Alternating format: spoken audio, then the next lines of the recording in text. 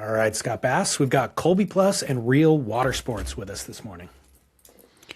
Well, look, El Nino's coming up, and we're going to have plenty of time in the water this winter. At least that's what the expectation is, which means, first and foremost, we're going to be moving around a lot. So we want a wetsuit that's super warm, but also super flexible.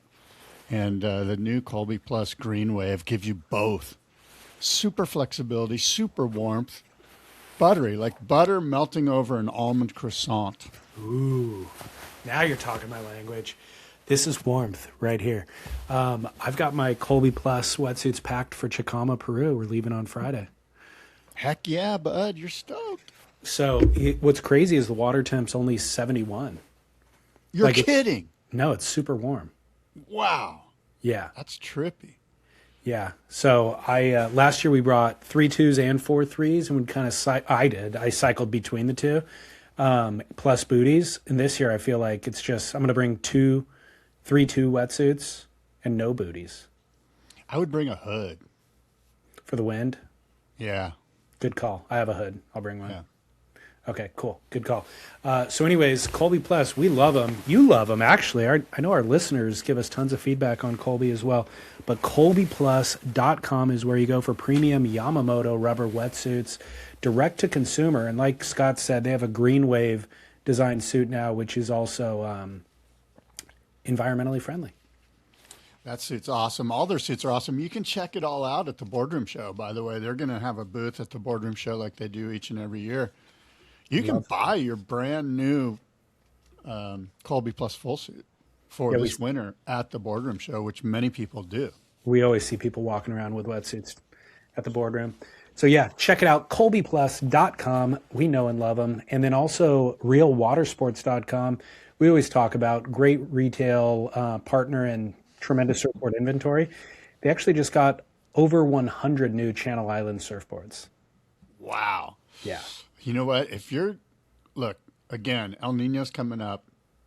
That Happy Traveler,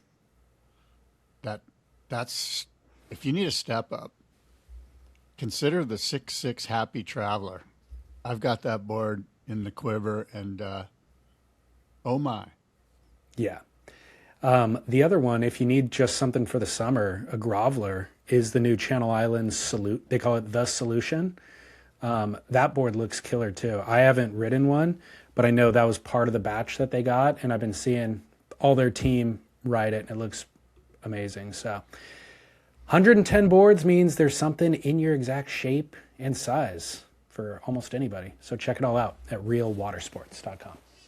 As we see some movement at the takeoff zone, it's Kelly Slater grabbing rail. Yeah, guy. Welcome, everybody. It's Spit. It's the Spit Podcast. David Lee Scales, Scott Bass with you, and we're talking surfing. We talk a lot about surfing on this show, and I've got a couple things to right off the bat. First and foremost, we were talking about Real Water Sports. Of course, Real Water Sports is presenting the Best in Show board build-off. And we're giving $5,000 away to a shaper this year in Best in Show. And I wanted to, David, if I could, just give you a quick list of who's got boards coming into the show here. Of course. Bear with me. Here it is. Here's my list. Best in Show so far. John Francisco, Tim Stamps, Joe Blair, Dylan Andrews, Mike Wallace, Rob Dreyer, Rich Corbin, Bird Huffman, Rick Allison, Craig Hollingsworth, Wyatt Churchill, Danny Hess, Maurice Cole, Steve Boyson, Timmy Patterson, Wayne Rich, Hale Surfboards, Xanadu, Sean Madison, Jerry Lopez, Brewer Surfboards, Adam Warden, Stu Kenson, Rusty Preisendorfer. Those shapers and many more are vying for the $5,000. We're going to have an incredible exhibit of Super El Nino big wave guns presented by Real Water Sports. It's going to be a really cool exhibit. I'm pretty excited about it. And the public gets to vote on which one's the best one. So Shout out to my friend Trip at Real Water Sports for stepping up and supporting the board building community here. Anyone can enter, by the way. And I bring it up now on this episode, Dave, because, we're like 6-7 weeks out. And so now's, if you've been thinking about it, if you're on the fence, you still got plenty of time to come up with a great design and build a board. You can get all the information at boardroomshow.com and click on Best in Show. And it's very easy to enter. It's free to enter. And the judging criteria is right there. Yeah, I just can't believe the list of people who are contributing boards. This is almost, if you win this, it's going to be as big of a deal as if you won the Icons of Foam. Heck yeah. Well, it's going to be a lot of fun, and it's going to be just, we're going to be frothing out on the Super El Nino big wave guns. Might inspire some people to go charge big surf just to ride one of those bad boys. You can count me out. You can count me out too. I'm struggling these days, man. Have you even been in the water since with your elbow? No, I have. I have a really bad back situation. I actually got out of the water yesterday after surfing because when I stand up, like the movement from my belly to my feet, my hips and my back, it feels like a rusty hinge, and I'm just in pain. I can't actually do my dance, and So for listeners who have been following, Scott injured his elbow in Indonesia, and so he was out of the water for a few weeks. Is that why your back is seized up? Because you haven't been surfing? No, I've had a bad back for a long time, and But I've had back surgery. Was it bothering you in Indonesia? No, because I got steroids for it. Oh. Like I did a preemptive move. I'm like, okay, I'm going to get some prednisone, and I got that, and of course, it took away the inflammation and everything was fine. And now it's kind of the back is back, so to speak. And I've been hearing about, I don't know, there's like this platelet therapy that you can't get in the States, but you can go to Mexico and get it, where they they spin up some of your DNA or something. I don't even know what it is, but apparently it's like, I think Tiger Woods does it I think a lot of the pro athletes do it to get like super healing, and then I need to go down that rabbit hole. If there's any listeners out there that have any insight into any of that, I do some stuff. Like I do foundation therapy stuff for my back, and it occasionally takes away the pain, but I don't know. I don't know what's going on. Talk to Shane Dorian. I feel like he's done that platelet thing. Yeah, exactly. Dorian's the type of guy, like all these super like Huberman Lab guys that listen to that podcast. And there's all these crazy peptides. People are injecting the shit out of themselves. It's a full injection culture now. I should not weigh in on it because I have not even researched it. But my general philosophy is kind of anti. It just feels scary. It feels like there's a lot of unknowns. And so for the known part, it's like, okay, yeah, that's good that it does help in this way, but there's so much unknown that I'm just apprehensive. I'm also not in pain, so I'm not searching for a solution, and if I was, maybe I would be more willing to take that risk. But to me, here's a couple things. If you were in pain and you were 61 years old, because I'm kind of looking at it like, okay, there's a little bit of risk. I'm willing to roll the dice. I'm not 40. I'm not going to lose 30 years of my active lifestyle. I'm going to lose, if something goes wrong, I lose 10 years. Or, you know what I mean? Maybe I use 5 years, but maybe I gain 15 years. It's a dice roll, man. We're rolling the dice. The thing that I don't understand is the foundational training that's worked for you in the past. Why has that stopped working? I don't know. I just think that my situation's it's just not, it's way more structural. I think I might need a new hip, actually, is what I'm thinking. I really just don't know. And I can't get an MRI because I have a pacemaker. It's a big, health insurance shit show, basically. Sorry to hear it, dude. Nobody needs to hear all this crap. Well, I think it's relatable. Yeah. So I'm sorry to hear it, though. Bummer. It's keeping you out of the water. Well, I'm not sure how we got here, and I apologize to the listeners. Because I just asked if you're back in the water surfing after your elbow injury. Oh, that's right. Yeah. Well, look, man, you got a lot of great years in, so. I know. I'm grateful. I'm super grateful. And for sure, no big deal. Yeah. It is what it is. I've got a listener email we can go to. And then also, did you happen to watch the first episode of Electric Acid Surfboard Test? I did. I watched it. I have notes for us, and I have a Surfer X. Okay. I'm going to try to get you to guess. Let's start with that. Okay, Surfer X. Okay, this is the portion of the show where I try to stump the listeners and David by giving some insight, and then you get to guess who I'm talking about. So here we go. David, Surfer X is one guy who, oh, by the way, this is a quote from an article. Okay. Surfer X is one guy who gets his way in crowded conditions. There's a silently powerful presence about him that will make you think twice if you happen to consider dropping in on him. Also, there's no chance whatsoever if you drop in behind him, because this guy covers so much territory and leaves such a heavy wake, it would be easier to surf behind the Queen Mary. Nevertheless, he's respectful of a surfer's positioning and won't indulge in any high-handed shoulder hopping like a fellow his size might do. Surfer X is a shaper by trade and has been for years now.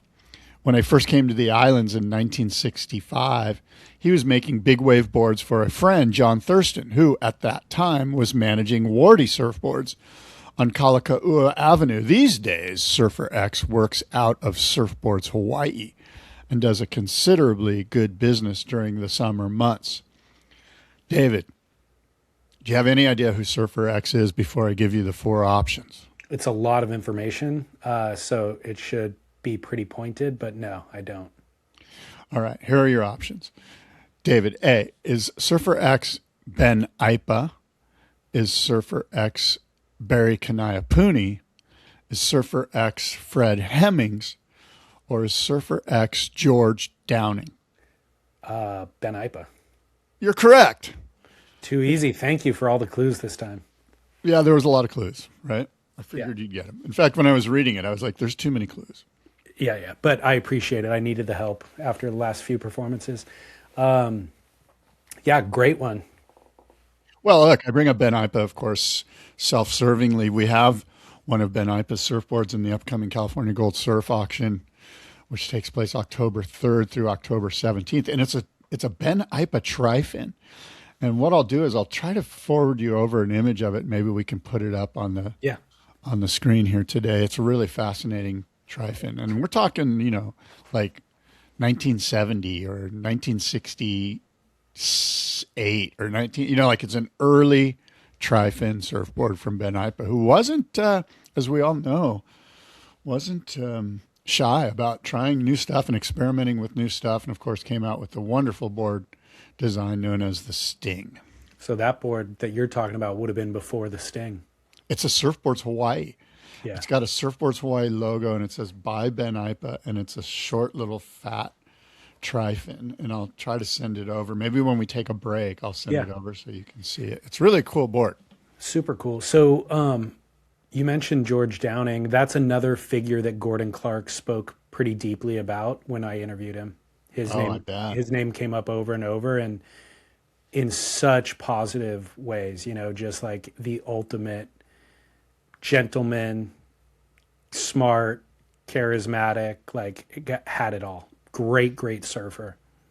Yeah, absolutely. He's a guy that I think could be excavated a little bit more within the surf world, like a real deep documentary on George Downing would be fascinating because there's so much there. And I feel like there's little spots, little bits and pieces kind of floating around, but nobody sort of tied it all up and tied it all together.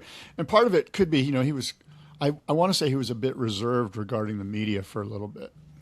Well, the other part is he was just before the media. He's older, and so his timeline was before things were being documented regularly. And so I think that there's very little reference material that you could pull. But the truth is there are still people alive who did know him that could fill in those stories. Yeah, I mean, you could get Bob McKnight at Quicksilver, and of course Randy Rarick. You could get Keone Downing, his son, who would be a great interview, and I think many others. I think one thing Gordon was saying was just George's surfboard collection is maybe one of the greatest privately owned collections ever, and Keone inherited that. Absolutely. And I've spoken about that collection a little bit on some of my surf auction podcasts. And yeah, he's sitting on some incredible, like these guys were like, hot curls, the first hot curl, and then, let's put some fins on these Makaha guns, and just insane. And to this day, some of the outlines that you'll see with wide point forward, tapering down to a thin, that's all Makaha gun designs. Like if you look at like Buzzy Trent's Makaha guns, or George Downing's Makaha guns, or Wally Froy's, like these guys, Walter Hoffman, these guys' boards had wide point. The outlines look exactly like your Griffin Twinser that's behind you. That green, like, more or less. Yeah. The Griffin Twinser's packed in the bag already, by the way. Oh. That's the not so Moby fish. Okay. Yeah. Yeah. Which is actually a quad. So not so Moby quad. Anyways, somebody get on that George Downing documentary. Like a really in-depth one with all of the nuance. Before we get into East, I want to read this listener email while we're speaking fondly of former surfers or older surfers. Hey, Scott and David, if and when you have time, I want to suggest an item for a medium deep dive on Spit. Martin Potter. Here's why. You guys often find angles of discussion / comparison for various surfers and eras, quote, most influential, quote, first to ever, quote, greatest ever. In all these rabbit holes, I rarely ever hear Pottz. But wasn't he right up there, or even at the very pinnacle? Maybe it's my age. I was born in 1979, and at a young age, it was Pottz winning the world title and all the covers that caught my imagination, along with his video parts. He had rock star long hair, tattoos, flaming board graphics, and his surfing was super radical and stylish. But for me, from 1990, 91, 92, Pottz was then soon surpassed by Kelly. And in my mind, he wasn't visible in the mags after that. You will know more than me about Potts's rise, his reign, and his legacy. I would be interested to hear your perspective. Some potential questions and notes for you guys. Why did he fade out so quickly from peaking with the world title? Was it because he came from the UK / South Africa and his limited marketability in the US and Australia? Had he stuck around, how would he have fared on the Dream Tour in actual pumping surf? I think Kelly was quoted as saying he and his peers just wanted to surf like Pottz. So what do Kelly and others owe Pottz? Also, has he tarnished his legacy with mediocre commentary for the WSL? Or should he be back in the booth as a legitimate legend? And then lastly, why isn't he being celebrated as an icon of the sport like Curran and Carroll and MR and the others? Love the show. Been listening since the Surf Talk radio days. Always appreciate the surf tale. Keep the content coming. Paul in Cornwall. Well, that is a great email and a great inquisition. I totally agree with Paul. For some reason, Pottz does sort of fall from our memory banks. And I will say this, man, Martin Potter absolutely tore through his 1989 world title campaign. He blitzed the entire year. He just mowed through like it was, I want to say it was the largest point differential ever between first and second. I mean, I'm reaching here, but I know it was a massive, like he won like 4 or 5 events. We should probably look it up. But, yeah. Well, what's funny is this email came in about 3 weeks ago. And then 2 weeks ago, Tony Roberts at Real Surf Stories posted a Martin Potter, this video that I'm playing now, basically a little Martin Potter documentary biography thing. And the point that Tony makes at the beginning in his introduction is that so often the real groundbreaker kind of radical surfers that we've seen historically in surfing, that doesn't translate to competitive success. They're almost two different things, right? And he goes, Potter was the first guy who is really doing both successfully, like breaking ground by doing new maneuvers that the judges had to figure out in real time, and then also rewarding it because it was that undeniable. Yeah, that's maybe the biggest part of his legacy, is that he was the first one to stand up to the judging criteria basically and go, look, I'm going free surfing. Yeah, I've got a jersey on for this heat, but I'm going to go show you what I do every day, each and every day, and this is how I do it. And he did that at a time when I guess you could say that competitive surfing was kind of stale. I mean, it was very formulaic. It was very much three to the beach. It wasn't like as Grom free surfers we were going, oh, I want to surf, and I don't want to throw anyone under the bus, but there were some guys before him where you just were like, okay, yeah, he won the heat, but it's kind of boring. Pottz really, really just basically kind of threw the middle finger at the judges and said, I dare you to raise the bar here. And then like I said, he marched through his world title campaign in '89. Again, Real Surf Stories is the YouTube channel. This is one of the most recent videos that Tony's made, but definitely worth the deep dive here. And I think answers some of the questions that Paul from Cornwall had. But the question that I will ask you or restate to you is just, why isn't he as revered as Tom Carroll, Tom Curran, MR, and some of the others of that era? Well, I think all the real guys that were around during that era, I remember this wave so much. This wave was like the opening wave for a surf movie at La Paloma, and everybody just went out of their minds ballistic on that second reefer that he caught at Pipe. At 17. It was amazing. So look at everybody in the channel raising their hands just like, oh, dude, that was insane. So what I was saying is the guys that were around, all the guys on the scene, the photographers, the surfers, everybody absolutely acknowledges Martin's greatness. It is the guys that after that, like the guys that grew up in the 90s and the 2000s that weren't really around for this moment, probably do kind of reflect on Martin through the lens of his commentary, which, by the way, I don't think is bad. I thought he was a pretty damn good broadcaster. It's just tough to commentate for 7 years in a row. Everybody gets a little stale, So I've got a much maybe more obvious and simple answer as to why he's not quite on the same echelon as those other people. Yeah. We don't see him surf anymore. So with all those other examples, Aki is still absolutely shredding. Tom Curran, we see clips of, and we're like, the guy has got better fundamentals than people on tour still. Tom Carroll, we still get to see shred all the time.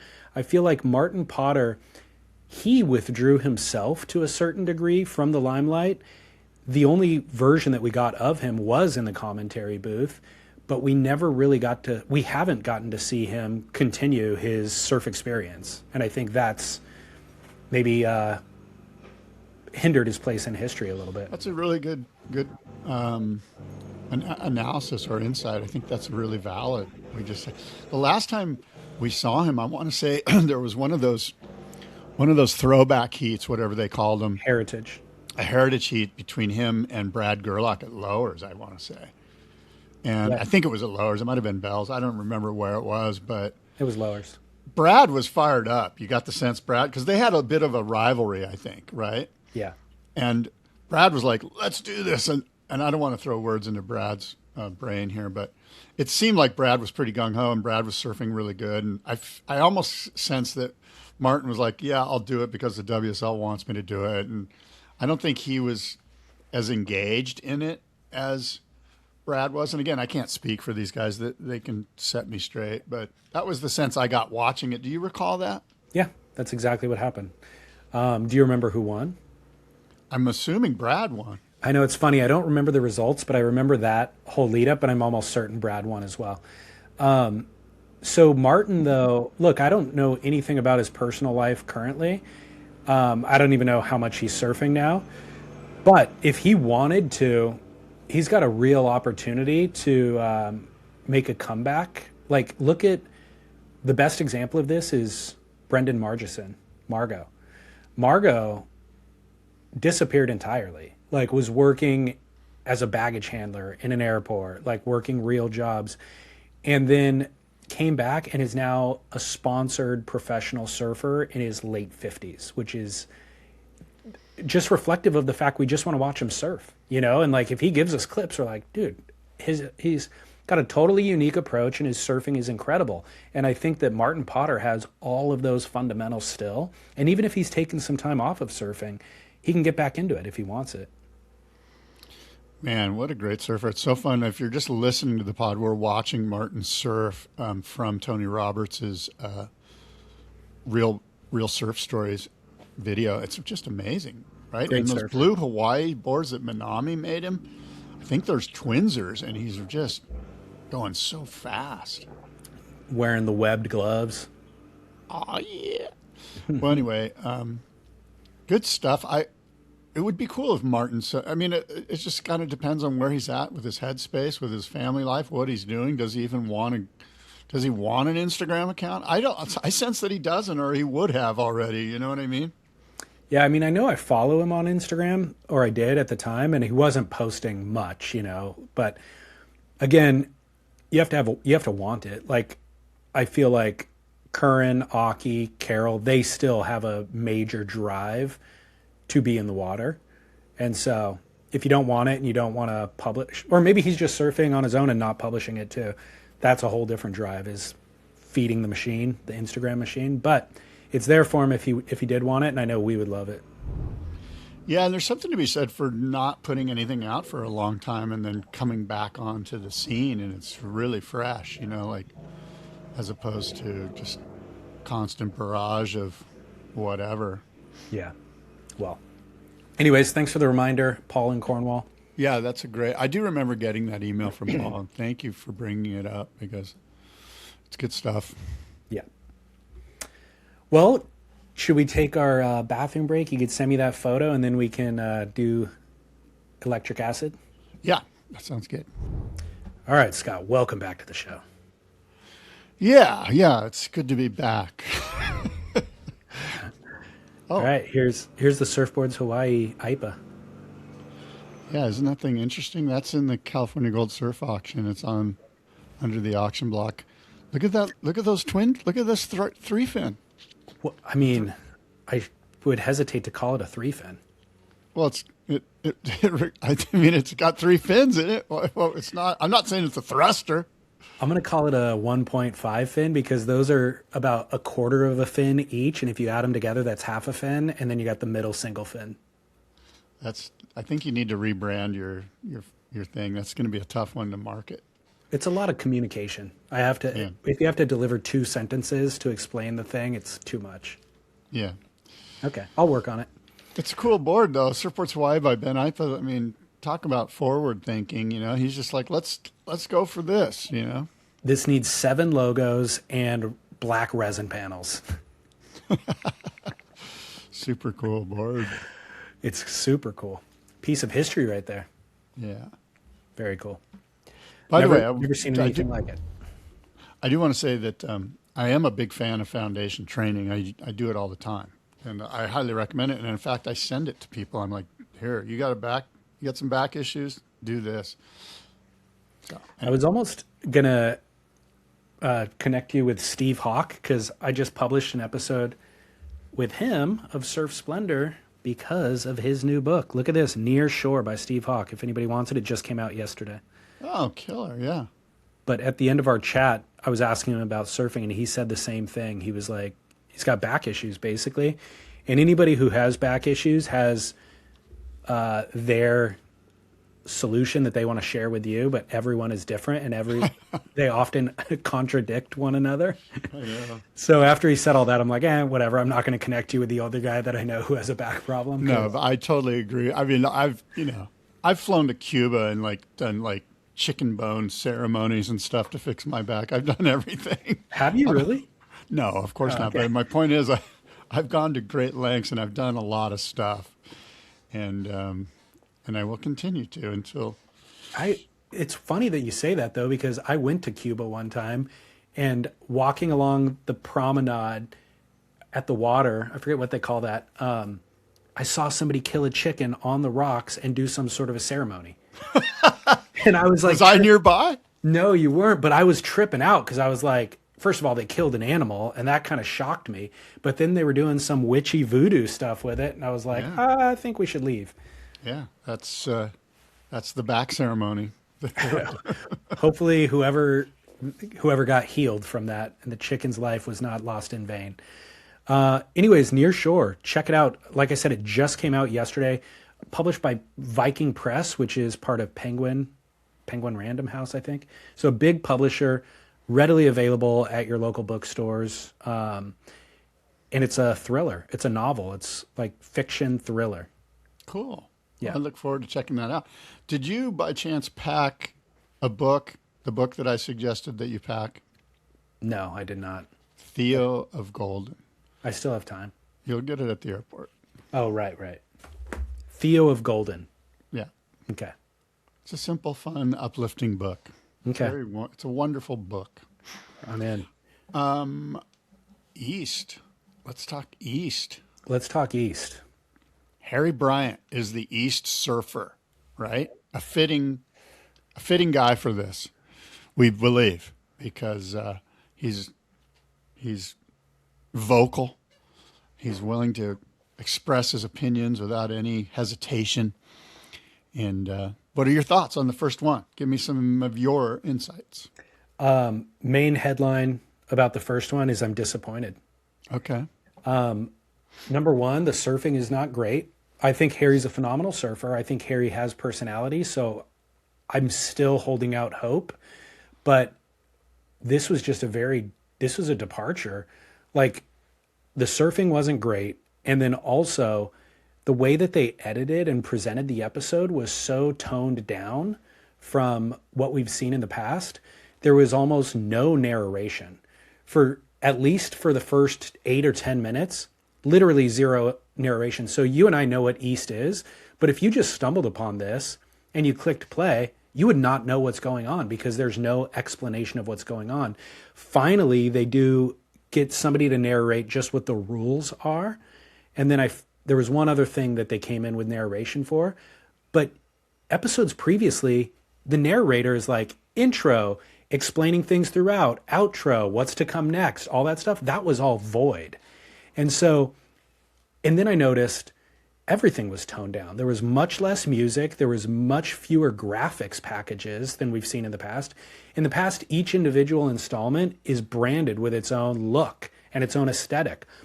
This was almost naked, I felt.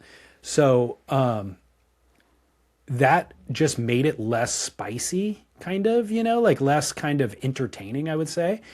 If the surfing was killer and if Harry was this dynamic character, maybe those things would stand alone.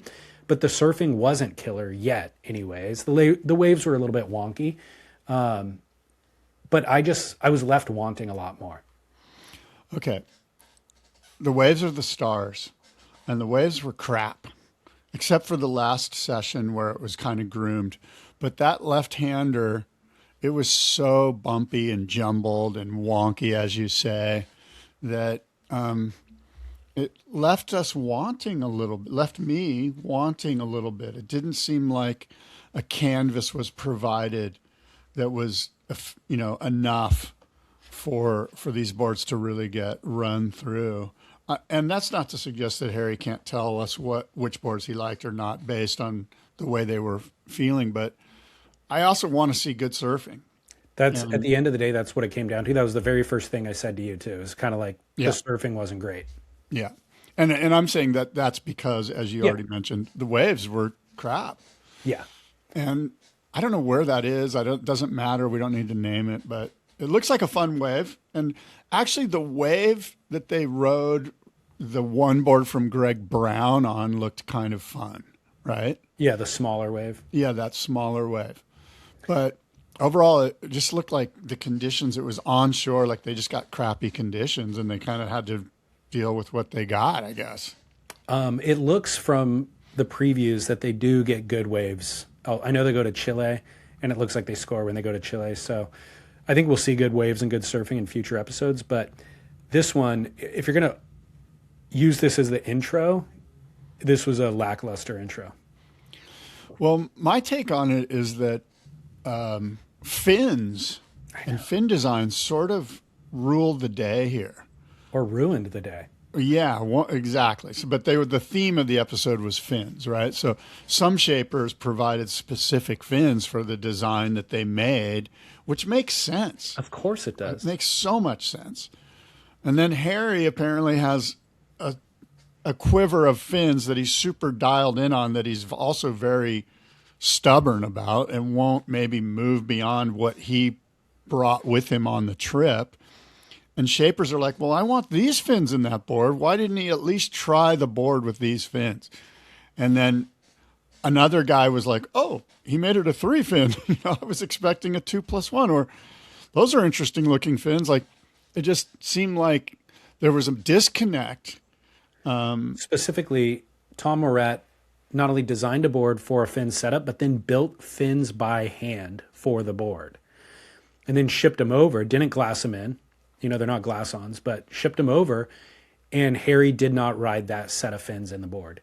Harry decided, because this is another naming thing that we got to get straight. Everybody's calling it 2+1. That's actually not correct. The traditional 2+1 has a large center fin and then 2 small fins.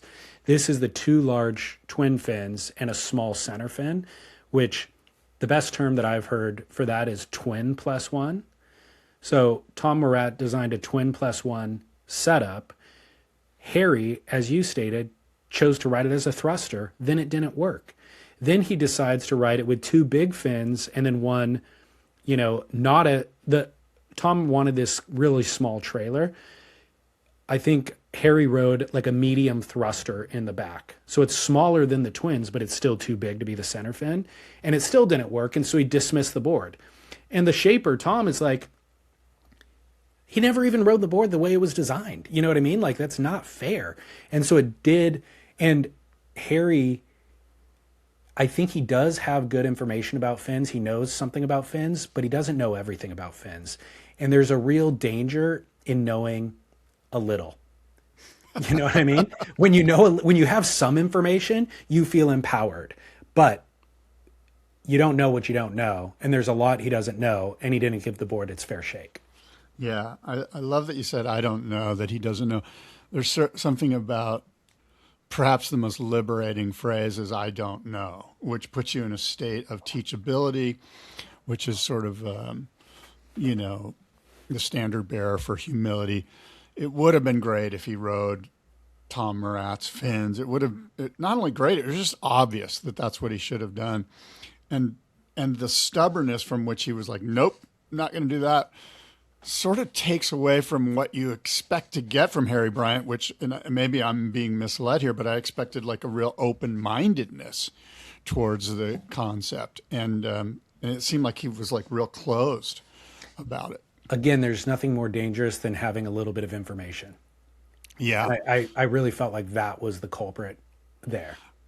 I will say that it is always good for content to have a little bit, not always, but ideally for this situation to have a little bit of conflict. And they did a good job of showing us the conflict between Tom Morat and Harry Bryant. Some little drama that played out. Yeah, go ahead if you have it. Whose side are you on? I don't know how deep it is. I wasn't sure if Harry was kind of half, he's just an old, because they're from the same town. They went to high school together. So you sense that maybe there's like a deep friendship underneath all of this, or they've just been feuding for years and this just helped to reignite it, and they've hated each other or disliked each other, or one has disliked the other for a long time for whatever reason, dating back to when they were 12 years old or whatever. Yeah, we don't know. There probably is some of that. The incident that they pinned it on and that they got Tom to speak on was at Stab, they did a pool party at the Palm Springs Surf Club for the electric acid surfboard test with Mikey February. And Harry Bryant, or Tom Murat burned Harry Bryant, basically. The way that Tom explained it was they had just switched the pool settings, or the wave settings, from pool party, which is everybody go on every wave, to the slab or the wedge or whatever they call it. And so Tom just thought, we're all going on this wave together, not knowing. And Harry was deeper and had priority. So Harry took off. Tom burned him. They both fell. They both got tangled. And Tom said, I came up and I apologized immediately, but Harry was pissed. Then they show footage from behind the scenes of Harry being pissed and basically kind of snubbing Tom. And I just watched that and I was like, Harry, look at all the amazing waves that you've had in your life. This is one random wave in a wave pool where there's 30 people and you're going to act pissed about this? Like, why?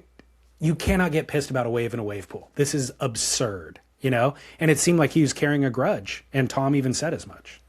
Yeah, which is unfortunate, right? Like, you would hope that there would be some forgiveness. If you guys have been friends since high school, unless, like you said, it's just deeper seated, like stuff that's been dredged up with that one incident. But I was wondering if he knew that that was Tom's board in the electric acid surfboard test, and that's why he was so harsh on it. The first conspiracy comes out. Unreal. Though I think we were all wondering that. But I kind of doubt it. But who knows? Who knows how deep the conspiracy goes? What's weird is he was so adamant to not ride the board with the fins that Tom made, and yet the very next board that he rode was the Ashton Pickle vessels, which also came with fins, that he immediately was like, okay, I guess I'll try it with those fins since the Shaper sent them. No. That was really strange. I don't know, man. So anyways, it's a bummer for Tom, but I asked you, whose side are you on? I'm on Tom's side on this one. Yeah, I will say that it's funny, you know, like, I don't know, you see people in a certain light, you think a certain thing about them, and then more is revealed. And I don't know, I'm not going to, I'm hesitant to pass judgment on anyone because, you know, let's point the finger at Scott, you know, like. But you came out of this liking Harry less, is what you're saying. Or what you're not saying, I should say. Well, I will say this. The first board he rode, the double ender, he broke it. And it should be out. But no, this isn't Stab in the Dark. I guess in Stab in the Dark, if you break it, it's out. But this is East, where you can just fix it. Yeah, they're trying to fix it. So we'll see. Let's get onto the shapers a little bit. Yeah. You've always asked, especially for Stab in the Dark, about let's get some new names in here. I thought they did a great job of introducing new names. Some names I had never even heard before, actually. They also come from a diverse age range. I mean, from super young shapers to dudes in their 60s, all over the world as well, or at least Australia and California. I don't know about all over the world, but regionally diverse. And the other thing with the editing that I don't think they've ever done before is show footage. They usually wait till the final episode or two to show footage to the remaining shapers and to get them comment on it. This, they're showing footage to the shapers, and the shapers are almost having a discussion with Harry. So Harry is saying what he doesn't like about the board when he wrote it in real time, and the shaper's saying, yeah, that's because, you know, I didn't know he was goofy foot, or I didn't know which wave they were going to be on, so I would have taken the rocker down a little bit more. I would have pulled the tail in a little bit more. So seeing the shaper give that kind of feedback, I thought was really helpful and made it more conversational. I loved it. I thought it was great. The split screen where the shaper's watching, and yeah, I thought that was fabulous. And I think more of that, I hope, throughout this episode, throughout the series, I mean, would be great. And, you know, kudos to them for doing that. That was sort of the highlight of the episode. And again, they've done that sometimes in the final episode, but I think they had enough lead time on this project to like fully do the edit with Harry and then present it and sit down and do the shaper interviews and then edit it back Whereas often I think they're editing from week to week before the next one comes out. Wouldn't it be great if they take Tom Morat's board and go, hey, you have to ride this again using his fins? Like, could you see them sneaking that in, like later on in the No, series? no, I can't. But I think that they should be a little bit more rigid on forcing him to ride the boards as they were designed. Because it seems like they let him just dictate it, and they didn't really enforce it. Yeah. Did he ride 10 waves on that board? Must have. Yeah. I also didn't understand what the deal with the paint, the spray jobs was. Were they trying to make him look ugly? That's a good question. And this kind of speaks to what you said at the beginning, like some narration about the process would have been helpful here. Well, they brought the Clegg, the spray airbrusher, in, and it was almost like they knew they were going to get a bunch of flack for how ugly the boards were. So they were bringing that guy in to like explain and to address the issue before it went into the comment section. But then they give the boards to Harry, and Harry's like, these things are the ugliest boards I've ever seen. Then he stays up all night. He said he was up till 3 a.m. sanding the paint job off the boards. And I'm just like, weird. What is going on? Like, I do not understand the color scheme that they came up with, why they enforced it. And it was so bad that he's now staying up till 3 a.m. to try to scrub it off, which he ultimately didn't successfully scrub it all off anyways, so they still looked weird in the end. Well, a couple things. They said in the article that I read that they were trying to make the boards as anonymous as possible, and they felt like making them kind of this hideous color scheme would help to anonymize the boards. And then if he's sanding it off, it makes me wonder, were there markings on the board that they had to cover up? And it does now he see the markings and he's like, oh, Tom Morat's board. I don't think there's markings because they were obviously all delivered to the same airbrusher. So they would have been delivered anonymously. Not knowing what the final paint would be. Well, if that's the case, then they're saying, look, these clear white foam boards are easier to decipher who maybe made them versus coloring them with this hideous color job. This helps somehow cover up the possible shaper. Yeah, look, they've anonymized the boards in the past with no issues at all. I don't know what this whole thing was about. It was weird and it was unnecessary, and it took 8 to 10 minutes of the episode for a totally unnecessary thing. Boom. Good point. You want to talk about the boards? Yeah. So the 4 boards that were ridden in this was Corey Munn, Greg Brown, Tom Morat, and Ashton Pickle with an ASIM Twinser. Yeah, I mean, it's funny because it was easy to tell that Greg Brown's oval seemed like the best board based on he got it in the funnest, what looked like the funnest waves, right? In waves that offered opportunities for him to actually put the board on rail and do top turns and get little tubes and just kind of have like a free session without any, crazy hiccups in the wave and stuff like that. And by the way, Greg Brown, all the shapers, by the way, were pretty fascinating to listen to. I thought great. So first of all, Harry does have personality, so it's great to see personality back in the mix. And so did the shapers. Yeah, all of them were interesting, and Greg Brown perhaps most interesting in that I don't even think he knew who Harry Bryant was. He's like, I've never seen him ride. I don't even know if he's a regular foot or a goofy foot.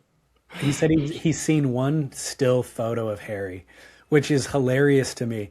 And he didn't even know what Stab in the Dark was, or the electric acid surfboard test. So he's like, I've never seen an episode of that either, which makes me love him so much more. And I love that you can, in surfing, operate completely outside of the industry, quote unquote industry, in a vacuum, basically. But if you're a good surfer, good shaper, building good boards, and you have local clients, that's all you need. You don't need anything else.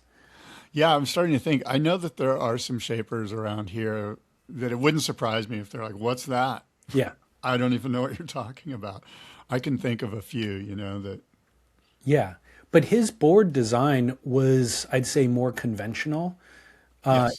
Like the Ashton Pickle ASIM and the Tom Murat Twin Plus One were a little bit more experimental. Like they were pushing the fringe a little bit of modern concepts. So it was a little bit of a gamble, especially if somebody doesn't ride the right fins in them. Whereas the Greg Brown, I felt like is a groveler design that a lot of different people have landed on and found success with and have various versions of that quad, shorter squat quad, basically. Yeah, I mean, when I was watching it, I was like, what if they just did an East where they actually kind of narrowed down the design elements so that we could see 10, 510, for lack of a better phrase, Bobby Martinez quads. Yeah. Like give us your version of that. Let's have 10 of those from 10 different shapers. And, that's in some ways that helps us, the end user consumer, kind of go, oh, okay, well, So, but again, there's so much that you can do with these things and, Stab's trying something new or not. Maybe they're not, maybe they're doing the same old thing, but some of these boards do feel like, they're just putting a round peg into a square hole type of thing, or the other way around. Yeah. Among the shapers, I'm interested in Tom Murat. Like, I walk away. I think Tom Murat, despite his board getting canceled from the project, he comes away as a winner to me. I thought he came off great, and he finished second in the Mikey February one, and I thought he was articulate and really great in that.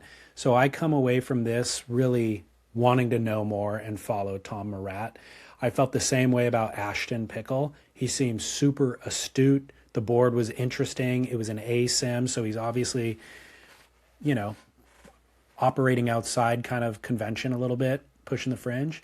And then also Greg Brown from Gash Surfboards. I was like, this guy's such a character. I'd love to see more from him. So they're all winners.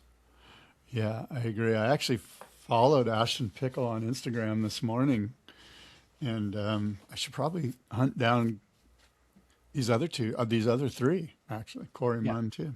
Yeah, totally. Well, so this double ender, Harry broke it, but apparently he liked it, but it's hard to tell because the waves were just crap.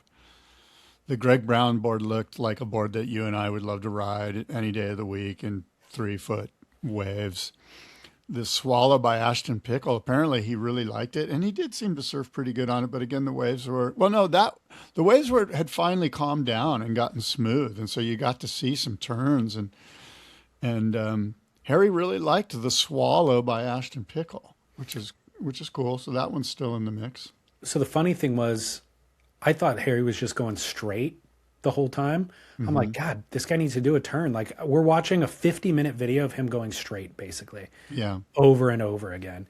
Yeah. But it is what it is. Like, the waves, it didn't allow for a lot of sections. But on that board, he was getting so much projection and drive. But I thought because he wasn't ripping it, that he was going to not like the surfboard. And then when he got on the beach and said he did like it, and the main attribute of it was that drive, I was like, okay, sweet. That's exactly what I saw out of that board. Whereas there'd be a section running off, and he would lean into a bottom turn, and it would just project him all the way around it. I was like, cool. Well, I'm glad we're on the same page with this one, because I thought that you were going to discount the board because it wasn't doing turns, Yeah, well, good insight. And he even went so far as to talk about like the longer toe line, the rail line on the toe side was allowing for that projection. It felt like it could have been a 7.2, but it's a 6.3 or whatever, however big it is. And then on the heel side where there's a shorter rail line, it pivoted really nicely and surfed like a 6-footer. Yeah, and look, there's been times over the course of us doing this show where we've done deep dives into asymmetry, and we have not for a long time. So maybe it's worth stating now for anybody who has curiosities about it. there's a lot of miscommunication, I think, misinformation about asymmetrics. Like, it can only go front side, or it can only go back side, or it's designed for this specific wave. And from people I know that, shape a lot of asymmetrical boards, that's not at all true. The idea is that it actually has more user options, not narrower user options. And the way that the design is conceived of is it's based around your foot itself, not the wave itself or the style of wave that you're going to be riding. So your foot is not symmetrical. You're standing on the board looking down, and let's say your foot is bisected by the stringer. Well, look down at your foot where the stringer is cutting through your foot. The front half of your foot is totally different than the back half of your foot. And the front half is, it gets thinner with your going into your toes, and it has the ability to lift or leverage. It has the ability to push down, but it also has the ability to leverage. When you get to your back half of your foot, it only really has the ability to push down, not so much to lift up. And there's a lot more weight. All of your weight is actually pushing through your heel. So that's how they conceive of the design, which is the heel side versus the toe side. So the heel side can handle more weight. So it's thicker, it's shorter in its rail line generally. And then the toe side, you can have a more foiled out design that allows, the leverage ability. And then you'd have to talk to the individual shaper about what that looks like in terms of contours and outlines and edge. But again, it's really just designed around the anatomy of your foot. Okay, so here's the interesting thing, right? My first ASIM that I got was from Carl Ekstrom, and it was a used board, and he had made it for Tyler Calloway. Tyler's a goofy foot. So I got a used board that was made for a goofy foot, and I loved it. And guess what? I like the toe side to have the shorter rail line, because if I'm doing a bottom turn on my toe side, which doesn't have as much force as my heel side, I want a more sensitive rail that I can get up to that 12 o'clock zone, let's call it 8 o'clock for me, up to the lip, right, on my toe side. And then I've got a longer heel side. All of this weight going back on my heels for when I'm doing a huge roundhouse cutback. I want to bury that rail and keep that rail engaged the whole way through. And from that point on, all the boards that I probably got 2 or 3 other boards from Carl, and all of my ASIMs have always had the short toe side rail line, the exact opposite of what you just described. And there is no right or wrong, as you know, David. That's the beauty of the ASIM, is that, like, there's just, it's a multi-pack. It's so funny. It's so that way with surfboard design, which is like, you learn so much and you then think that is whole truth. And then something comes along that just completely turns it upside down. And it's just, there's so many variables in the orchestra that play together differently, that when you change one, it changes all the other 99. Yeah, for sure. It's crazy. And that's how I felt about, maybe it was Tom Murat's board, which I'm like, this board would be killer for somebody else, what ends up working for Harry may not work for Mason Ho or any other professional surfer. So you got to keep that in mind. And oh, by the way, that ASIM that I was discussing that I got, I had 5 different fins in it. Oh, I remember that. 5 fins in that board, and each one was completely different. So there's a lot you can do with it, right? Yeah, pretty fascinating. Well, I'm looking forward to the series because there's a lot of other shapers who I've not gotten to see enough of in the past. Trevor Gordon from kind of Santa Barbara area in California. He's a great surfer, and he makes these boards. I think his label is Toy Boat, and he makes short, I don't know what you would call them. They look like a bar of soap, kind of short boards. Mm-hmm. And he surfs incredibly well. You'll see lots of footage of him surfing Rincon on those boards. Yeah. But I haven't seen a lot of other people ride those boards. So I'm really curious to see. Like, he's very into that design for, I'm sure, good reason. Yeah. Because he surfs really well and he's designing something for his surfing. So it'll be interesting to see how that translates to somebody else. Yeah. So is that do you think, is that the real shortboard, the bar soap that's in the, okay. That'll be Yeah. fun to watch. Yeah. That's Trevor Gordon. And then also Shane Horan. We love Shane. Yes. And those upright fins that you and I have, we hear Shane talk about how great those fins are, but I've never seen a high level surfer riding them. So we're going to see Harry, presuming Harry actually uses the fins, we're going to see Harry riding them.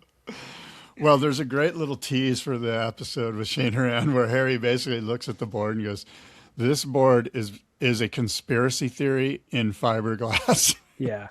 So no lack of great personalities coming up in the next one, just between Harry and Shane alone. So when you said the ASIM thing, where you turned the whole philosophy upside down, Shane says the same thing about fins. He goes, every surfboard fin from 1982 onward had the foil on the wrong side.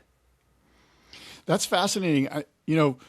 I've had, I think his name is Ricardo from Red, which is this basic fluid dynamics engineering.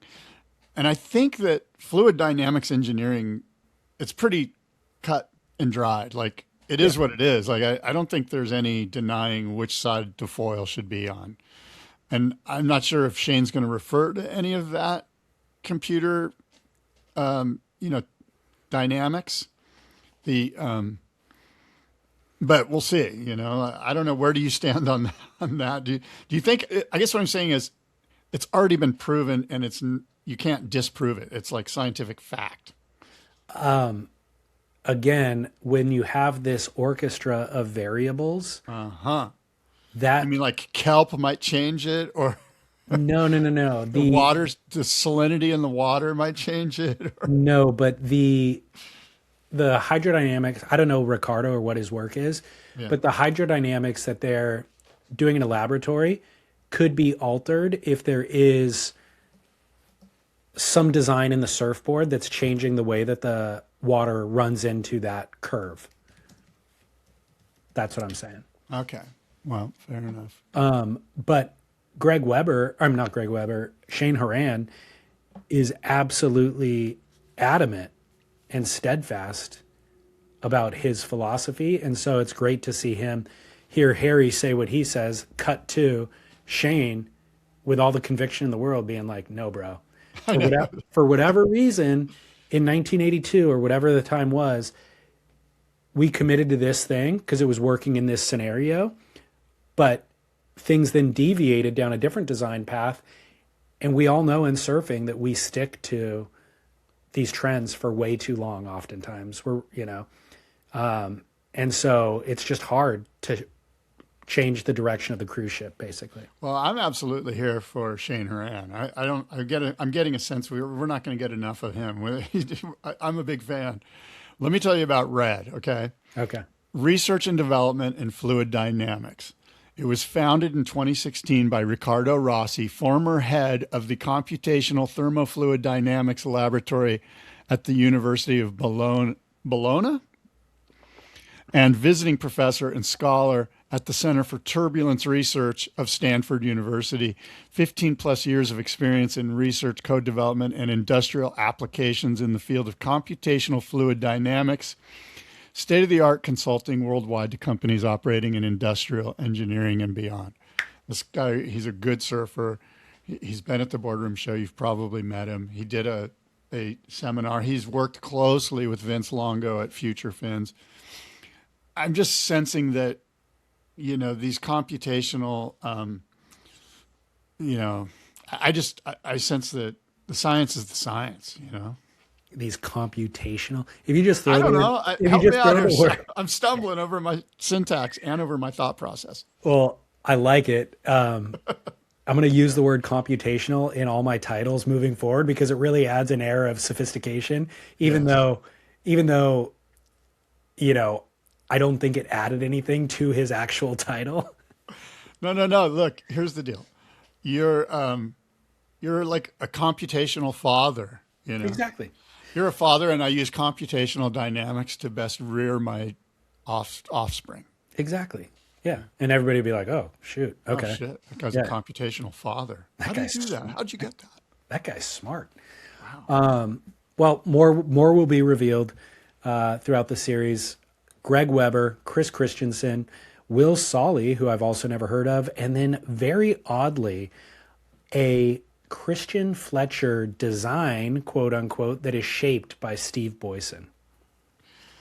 Oh my. Steve Boyson's got a big wave gun in the upcoming Super El Nino big wave board build off presented by Real Water Sports. So Boyson and that's going to be, they've got some good characters. I mean, surfing and shapers, we have no lack of really great, interesting characters. And that's why shapers are so fascinating, and that's why they really are the backbone of our culture. They are just out there, and in a good way. And if it's in a bad way, that's in a good way too. I would like to just hear how this Christian Fletcher thing came to be. Who knows? Who knows? We will find out. Yeah. I will be watching. I think Steve Boyson would be great in Stab in the Dark. That guy Yeah. makes incredible shortboards. Yep, absolutely. All right. Well, look, we've said a lot. Oh, by the way, the next one drops September 1st. Yeah. Episode 2, Harry Bryant, Electric Acid Surfboards Test, presented by Kona Big Wave and Vans. There you go. I'm dropping sponsors for them. And August 25th is when the WSL Cloud Break starts. And the forecast, of course, has been slightly downgraded from the last episode that you and I recorded. Looks like on the 26th, it will be 6 to 8 feet, the 27th, 5 to 7 feet, and the 28th, 4 feet. And then a kick up in swell size on September 2nd when it's 8 to 10 feet. But that's so far out that that'll probably get downgraded to 4 to 6 feet. A couple of things, too, before we sign off. Just rest in peace, Glen De Witt of Rainbow Fins. Oh, man, for sure. That is so sad. Yeah, I mean, it's way too young. What a sweet, good guy he was, too. He's always just one. I don't have anything but wonderful interactions with him. Very easygoing. That company was 58 years old. So started in 1968 with a group of young Santa Cruz surfers who just started building fins. And then obviously the surfboard industry grew. So over the decades, they evolved, started making early shortboard fins, twin fin, revolution fins, longboard templates that really kind of became synonymous with their brand, these single fin, classic longboard style fins. But Glen became the face of the company and helped transform Rainbow into one of the industry's enduring independent manufacturers. And while the surf world became increasingly dominated by large international brands, Rainbow remained a family operation rooted in Santa Cruz. So really colorful, but well-built, functional, beautiful art piece fins, Rainbow Fin Co. And a wonderful legacy that he leaves because he's such a good guy, you know, and our hearts go out to his children who are part of the company. The other little bit of surf news that I'm going to point to real quick, we don't have to do a deep dive because I don't know a lot of information yet, but Australia is launching their own surf league. I don't know if you saw this. It's called Surfing Super League, and it's designed, it's an 8-team format that's designed around television. It's basically a television-friendly surfing format. So That sounds sketchy. I know, that's risky. If it's not live, then they might have a chance of holding out for good waves. Who knows? Yeah, so the other kind of main story here is that Australia, despite surfing being kind of the national sport, Australia has never had a domestic professional league for surfing. So this is... I don't know about that. Are you sure about that? I feel like they've had a professional league. Double check it. I'm not certain, but the concept is very different. It's not the man-on-man concept. It's features 90-minute matches with 4 surfers competing for each team in a relay-style format where every wave contributes to the team's overall score. So it's surfing packaged less like a traditional surf contest, but more like a professional sports league. Again, we don't know who the surfers are. We don't know the dates that it'll be running, but it's formed and they're starting to advertise it. Okay, well, we'll check it out for sure. It should be interesting. keep tabs. And then, of course, Surfrider Foundation, keeping your ocean healthy, fighting the good fight. Become a member, support the cause. If you use the ocean, you benefit from the ocean, surfrider.org, become a member. Why not?